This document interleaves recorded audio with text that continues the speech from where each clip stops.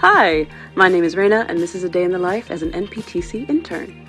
After a breakfast that I forgot to record, I hop on my first train, which is really just the precursor to my second train, and magically appear at 34th Street Penn Station and take a little walk to the office and ring the doorbell.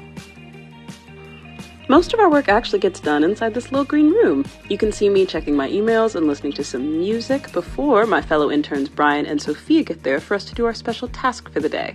You can see them waving hi now. Our special task was to organize the costume room. So we were doing a nice long inventory. You can see this time lapse of us undoing these few boxes. Sophia's actually hiding behind this gray box. You can kind of see her little head poking out. But every time Brian and I found an item, we would tell her about it so she could put it down in the inventory. Nice and simple. And we end the video with Brian and I running around in a circle in the time lapse. But those are our finished boxes. We decided to go out for lunch afterwards, which was a bad idea as it started absolutely pouring in the middle of our walk. And you could see Brian standing out in the rain and waiting in line for us like a champ. But we went to Los Tacos #1, which I had never been to, and we got these amazing tacos. These guys were gone. Anyway, we wrapped up the rest of the shop, and I headed out for the day to my favorite place in the world. That's me being frustrated with the rain. The drama bookshop.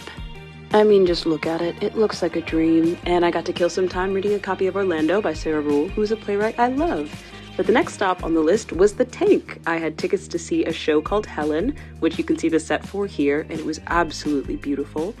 I got a little footage of the audience while I was waiting, and the show was incredibly lovely. It was all in Greek, which I wasn't expecting, but there were subtitles, and the cast, as you can see here, was fantastic, including the guy all the way on the right who did live music for the whole thing. Here you can see me on the train home, and taking my favorite part of the walk back to my apartment, saying hi to the Lorelei statue in the park.